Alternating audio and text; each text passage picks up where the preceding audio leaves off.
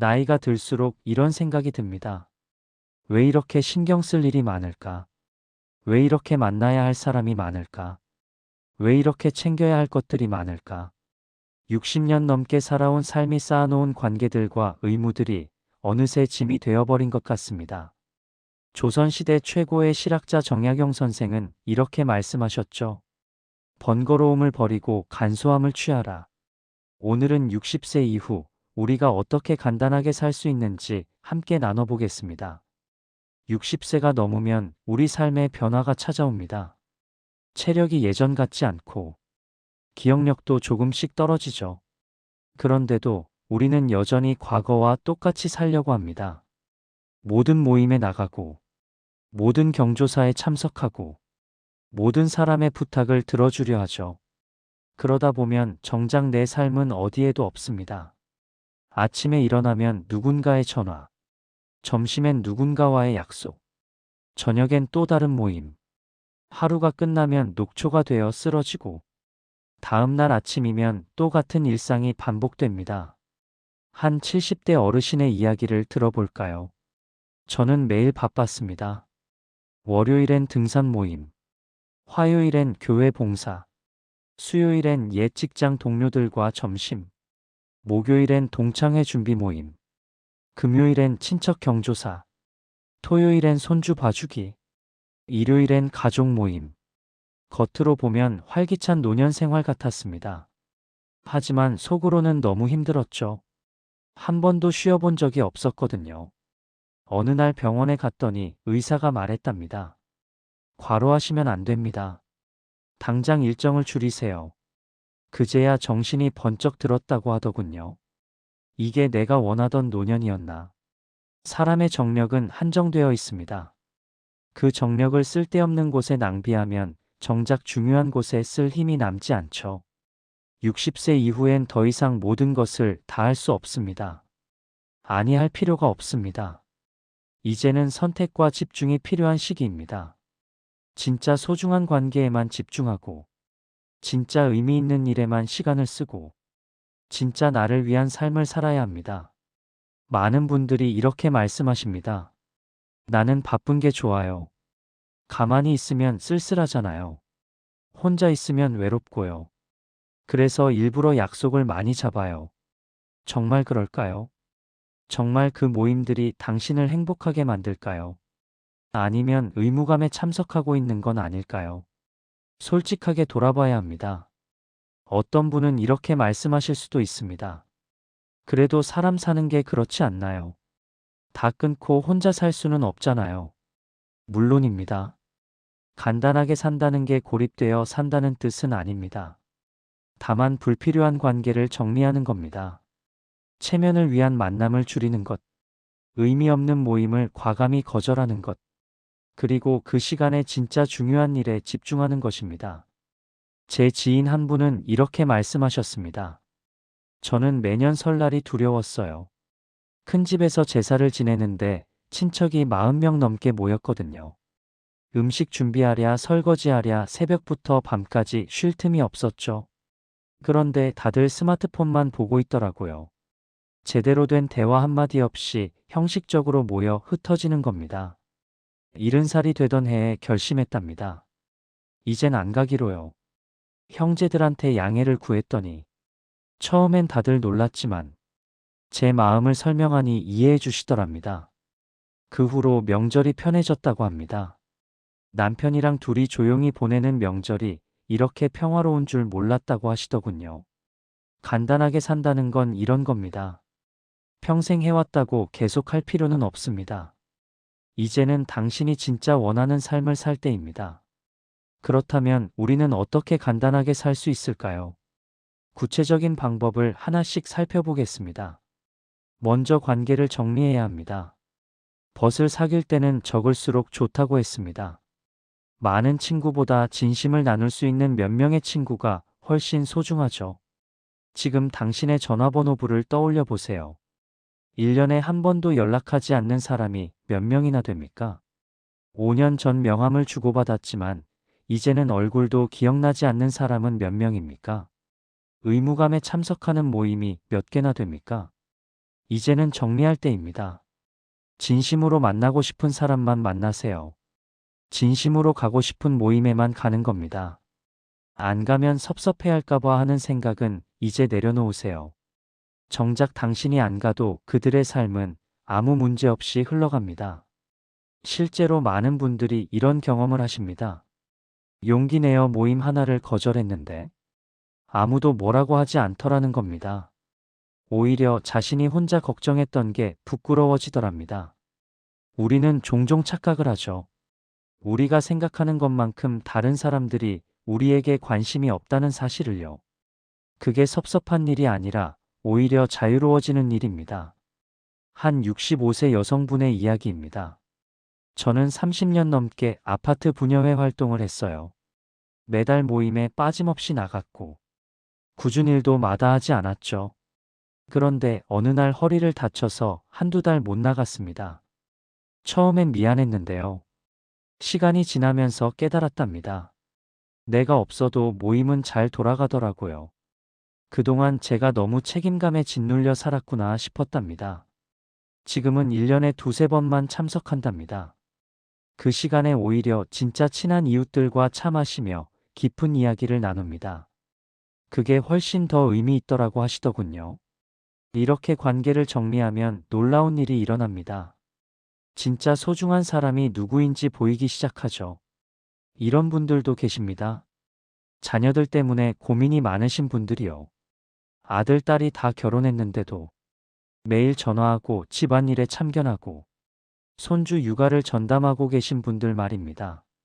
물론 가족은 소중합니다. 하지만 그것도 적당한 거리가 필요합니다. 한 어머니의 이야기를 들어보겠습니다. 저는 딸이 둘인데요. 둘 다 결혼해서 아이를 낳았습니다. 처음엔 손주가 너무 예뻐서 매일 봐주러 다녔습니다. 큰딸 집 가서 아이 돌보고, 작은 딸 집 가서 또 돌보고, 일주일에 닷새는 손주 육아였죠. 그런데 1년쯤 지나니까 너무 힘들었답니다. 허리도 아프고 무릎도 아프고, 정작 제 건강검진도 못 받았답니다. 남편이랑 여행 가자고 했던 약속도 계속 미뤘고요. 어느 날 딸들한테 솔직하게 말했답니다. 엄마도 이제 나이가 들어서 힘들다고, 일주일에 한 번씩만 봐주겠다고. 딸들이 서운해할까봐 걱정했는데 의외로 이해해 주더랍니다. 오히려 미안하다고 하더랍니다. 이제는 일주일에 한 번씩 손주들 보러 간답니다. 그게 딱 적당하다고 합니다. 너무 자주 보면 서로 부담스럽지만 일주일에 한 번은 정말 보고 싶거든요. 그리고 남은 시간엔 제 삶을 산답니다. 남편이랑 국내 여행도 다니고 오랜만에 친구들도 만나고 하고 싶었던 수영도 배우기 시작했답니다. 이게 진짜 행복이더라고 하시더군요. 자녀들에게 헌신하는 게 나쁜 건 아닙니다. 하지만 당신의 삶도 소중합니다. 자녀들이 진짜 원하는 건 당신의 희생이 아니라 당신이 행복한 모습입니다. 여기까지 들으시면서 공감되는 부분이 있으셨나요?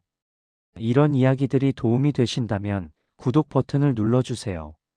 그리고 주변의 어르신들께도 이 영상을 공유해 주시면 좋겠습니다. 함께 나누는 지혜가 더 큰 힘이 됩니다. 자, 그럼 계속해서 간단하게 사는 방법을 알아보겠습니다. 둘째, 물건을 정리해야 합니다. 우리 집을 한번 둘러보세요. 얼마나 많은 물건들이 쌓여 있습니까? 10년 전에 산 옷, 5년 전에 받은 선물, 언젠가 쓸 거라고 모아둔 물건들. 그 물건들이 당신에게 행복을 주고 있습니까? 아니면 관리해야 할 짐이 되어 있습니까? 나이가 들수록 물건은 줄여야 합니다. 공간이 비어야 마음도 비워지거든요. 마음이 비워져야 진짜 중요한 게 들어올 자리가 생기죠. 한 68세 남성분의 이야기입니다. 저는 평생 책을 모았습니다. 집에 책이 3,000권 넘게 있었죠. 책장이 거실 한쪽 벽면을 다 차지하고 있었습니다. 그런데 솔직히 말하면요. 그 중에 10년 동안 한 번도 안 꺼낸 책이 대부분이었답니다. 그냥 쌓아만 두고 있었던 거죠. 어느 날 아내가 넘어져서 다칠 뻔했답니다. 책이 바닥에 쌓여 있어서 걸려 넘어진 겁니다. 그때 깨달았답니다. 이 책들이 우리를 지키는 게 아니라 위협하고 있구나. 그날부터 정리하기 시작했답니다. 정말 소중한 책 100권만 남기고 다 기부했습니다. 처음엔 아까운 마음이 들었는데요. 막상 정리하고 나니 집이 넓어 보이고 청소하기도 편하고 무엇보다 마음이 가벼워지더랍니다. 물건을 버리는 게 아깝다고 생각하실 수 있습니다. 하지만 생각을 바꿔보세요. 지금 사용하지 않는 물건을 붙들고 있는 게 더 아까운 일입니다. 그 공간을 차지하고 있는 물건들이 당신의 에너지를 빼앗고 있거든요. 옷장을 열어보세요. 3년 동안 한 번도 안 입은 옷이 몇 벌이나 됩니까? 언젠가 입겠지 하면서 걸어둔 옷들. 살이 빠지면 입겠다고 보관한 옷들. 비싸서 버리지 못하는 옷들. 솔직하게 말씀드리겠습니다. 당신은 그 옷을 다시 입지 않습니다. 3년 동안 안 입었으면 앞으로도 안 입을 겁니다. 과감하게 정리하세요. 필요한 사람에게 기부하는 겁니다. 옷장에 공간이 생기면 진짜 자주 입는 옷들이 보입니다. 아침에 옷을 고르는 시간도 줄어들고 결정의 피로가 줄어드는 거죠. 한 72세 여성분은 이렇게 말씀하셨습니다. 젊었을 땐 옷이 많아야 한다고 생각했어요. 각종 모임에 맞춰 옷을 입어야 했거든요. 그런데 나이가 드니까 그럴 필요가 없더랍니다. 편한 옷 몇 벌이면 충분합니다. 지금은 정말 마음에 드는 옷 10벌만 남겼답니다. 옷장을 열 때마다 기분이 좋답니다. 다 제가 좋아하는 옷들이니까요. 주방도 마찬가지입니다. 냄비 프라이팬이 몇 개나 필요합니까? 그릇은 몇 세트나 있어야 합니까? 손님 올 때 쓴다고 보관해둔 식기들. 1년에 한 번 쓸까 말까 한 조리 도구들. 이것들이 주방 수납장을 가득 채우고 있습니다. 정리하세요. 자주 쓰는 것만 남기는 겁니다. 그러면 요리하기도 편해지고, 설거지하기도 편해지고, 청소하기도 편해집니다. 셋째 일정을 정리해야 합니다. 매일 약속으로 빼곡하게 차 있지 않습니까? 아침부터 저녁까지 쉴 틈 없이 움직이고 있지 않습니까? 이제는 비워야 합니다. 일주일에 하루는 아무 약속도 잡지 마세요. 그날은 온전히 나만을 위한 시간으로 쓰는 겁니다. 책을 읽거나, 산책을 하거나, 그냥 창밖을 보며 차 한 잔을 마시는 것만으로도 충분합니다. 많은 분들이 빈 시간을 두려워합니다. 아무것도 하지 않는 시간이 불안하다고 말씀하시죠. 하지만 그 빈 시간이야말로 가장 소중한 시간입니다. 그 시간에 비로소 내 마음의 소리를 들을 수 있거든요. 진짜 내가 원하는 게 뭔지 알 수 있습니다. 한 69세 남성분의 이야기입니다. 저는 은퇴 후에 더 바빴습니다. 이것저것 다 해보고 싶었거든요. 골프 배우고 등산도 다니고 봉사활동도 하고 매일 뭔가를 했습니다. 그런데 6개월쯤 지나니까 번아웃이 왔답니다. 아무것도 하기 싫고 무기력해지고 그때 아내가 조언해 줬답니다. 일주일에 하루는 아무것도 하지 말라고. 처음엔 뭔 소리냐 했답니다. 그런데 해봤답니다.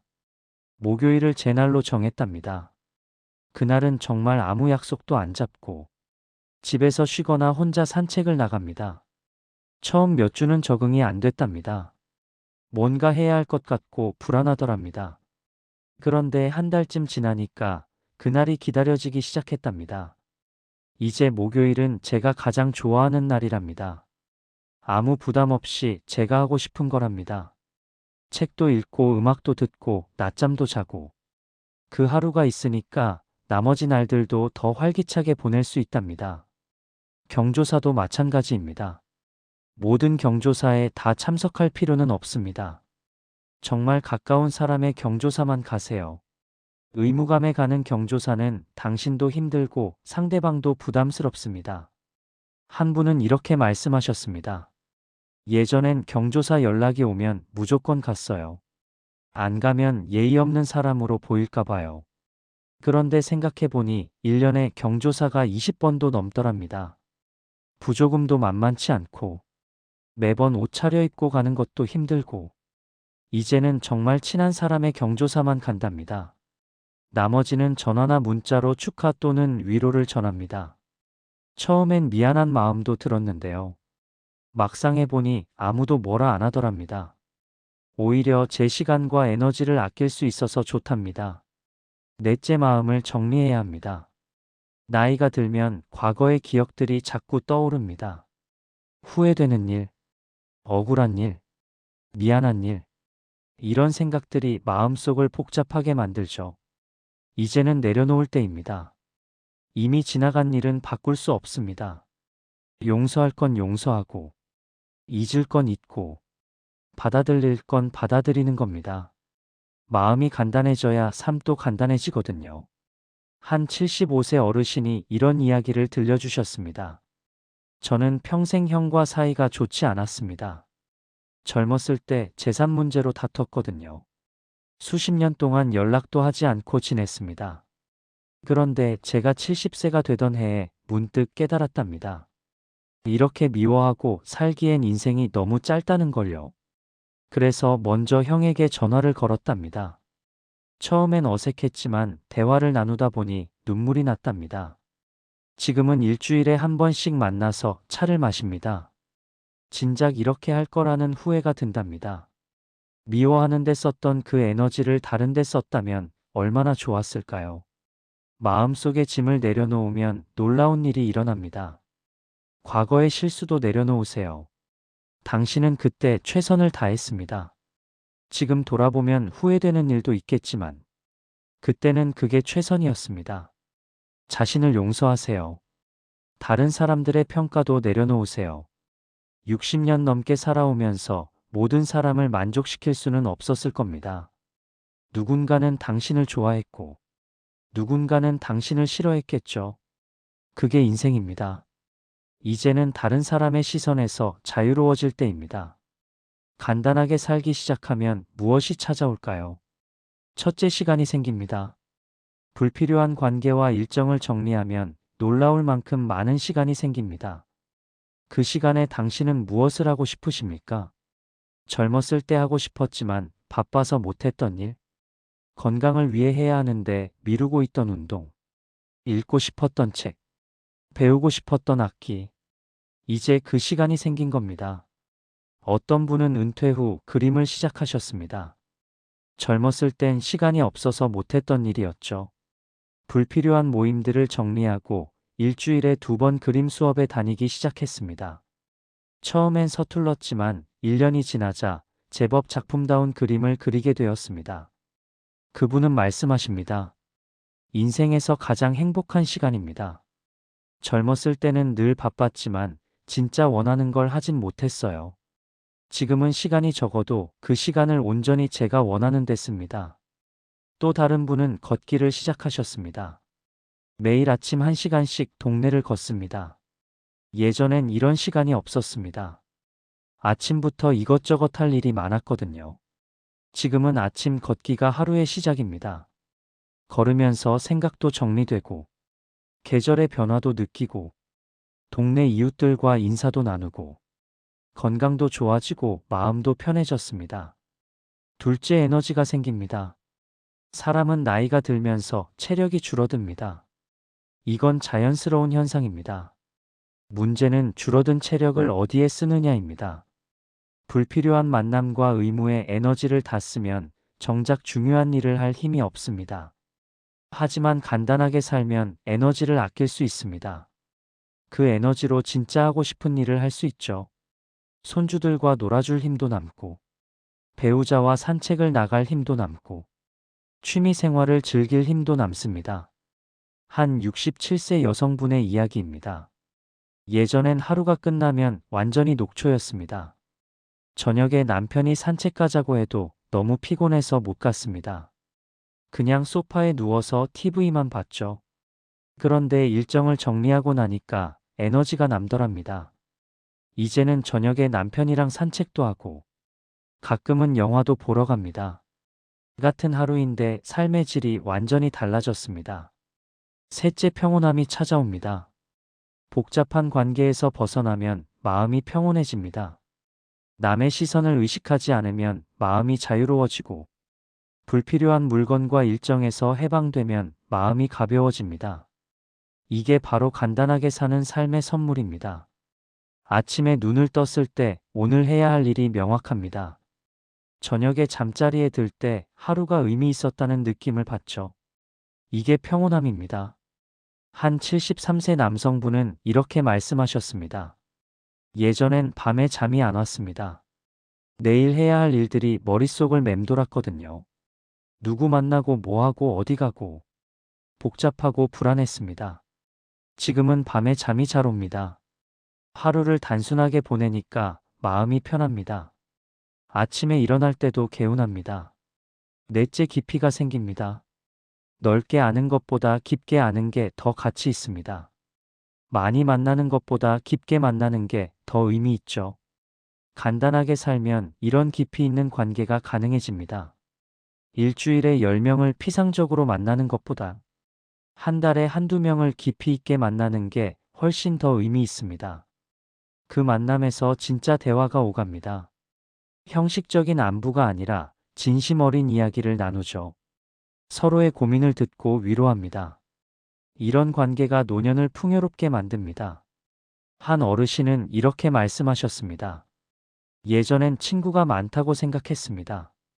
전화번호부에 100명도 넘게 저장되어 있었거든요. 그런데 정작 힘들 때 전화할 사람은 몇 명 안 되더랍니다. 이제는 진짜 친구 5명하고만 지냅니다. 한 달에 한 번씩 만나서 밥 먹고 차 마시며 이야기 나눕니다. 그 친구들과는 뭐든 얘기할 수 있습니다. 건강 걱정도 자식 걱정도. 이게 진짜 우정이더랍니다. 어떤 분들은 이렇게 걱정하십니다. 간단하게 산다는 게 결국 이기적으로 사는 거 아닌가요? 다른 사람들은 생각하지 않고 나만 생각하는 거 아닌가요? 아닙니다. 간단하게 산다는 건 이기적으로 사는 게 아닙니다. 오히려 진정성 있게 사는 겁니다. 억지로 웃으며 참석하는 모임보다 진심으로 만나고 싶어서 가는 만남이 상대방에게도 더 의미 있습니다. 의무감에 건네는 안부보다 진심으로 궁금해서 묻는 안부가 상대방에게 더 따뜻하게 전해지죠. 간단하게 살면 관계의 질이 높아집니다. 양은 줄어들지만 깊이는 깊어지는 겁니다. 사람이 진짜 필요한 건 생각보다 적습니다. 많은 것을 가지려 하지 말고 적은 것에 만족해야 합니다. 60세 이후의 삶은 더하는 삶이 아니라 빼는 삶입니다. 불필요한 관계를 정리하고, 불필요한 물건을 정리하고, 불필요한 일정을 정리하고, 불필요한 생각을 정리하는 것. 이게 바로 간단하게 사는 삶입니다. 오늘부터 실천할 수 있는 3가지를 드리겠습니다. 첫째, 이번 주에 한 가지만 정리하세요. 전화번호부에서 연락하지 않는 사람을 지우거나, 옷장에서 입지 않는 옷을 정리하거나, 다음 주 일정 중 하나를 취소하는 겁니다.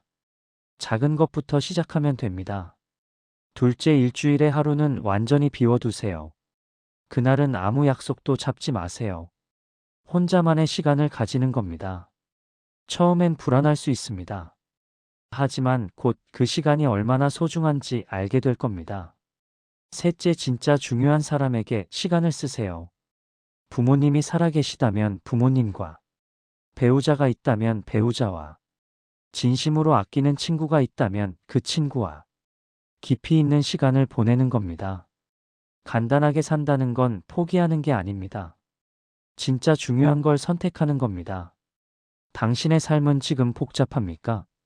아니면 간단합니까? 60세 이후의 삶은 당신이 선택하는 겁니다. 복잡하게 살 것인가? 간단하게 살 것인가? 오늘 이 영상이 당신의 선택에 작은 도움이 되었기를 바랍니다. 여러분은 요즘 어떤 것을 정리하고 싶으신가요? 댓글로 편하게 나눠주세요. 오늘의 이야기가 마음에 와 닿으셨다면 구독과 좋아요로 성현들의 지혜를 함께 나누어 주세요. 다음 영상에서 또 만나 뵙겠습니다. 감사합니다.